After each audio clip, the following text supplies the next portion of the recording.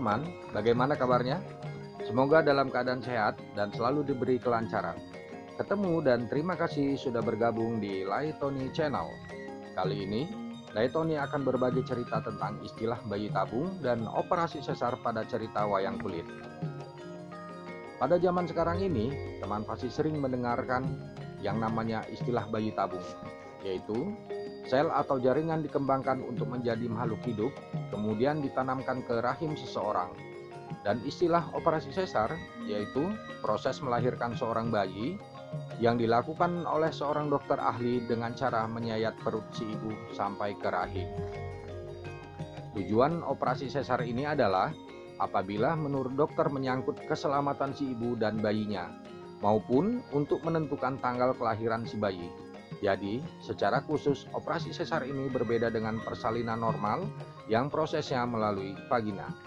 Oh ya teman, sebelum kita lanjut ke istilah operasi sesar dalam cerita wayang, jangan lupa subscribe, like, comment, and share.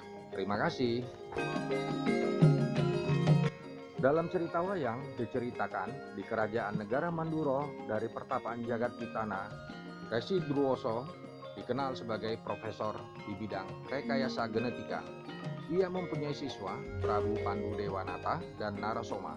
Selain itu, Dewi Kunti juga terdaftar sebagai salah satu siswanya.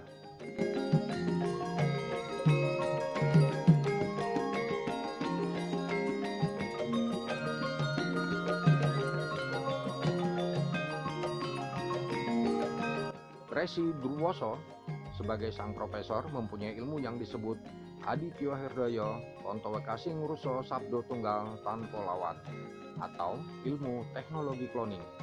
Dengan ajian itu, sebuah sel atau jaringan dari manusia atau dewa dapat dikembangkan menjadi makhluk hidup.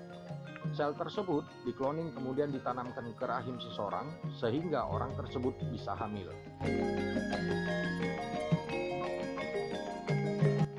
Resi Druoso memberikan ajian untuk memanggil dewa yang disebut Aditya Hridaya Kontowekasing Ruso Sabdo Tunggal Tanpa Lawan kepada Dewi Kunti yang merupakan putri dari 3 bersaudara dari Prabu Basukunti.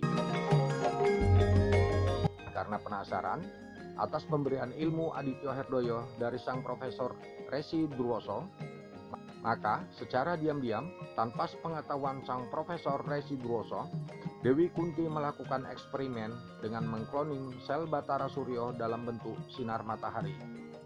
Seperti diketahui dalam cerita wayang sebelumnya, Batara Suryo adalah dewa matahari yang bertugas mengatur dan menerangi Arkapada atau bumi pada siang hari.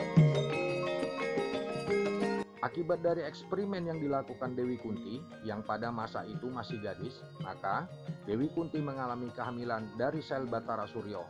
Dan tentunya kehamilan Dewi Kunti membuat sang ayah Prabu Basukunti menjadi murka.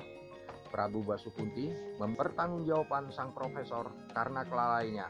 Dan Raja Mandura itu menuntut kepada Resi Druoso agar Dewi Kunti tetap perawan.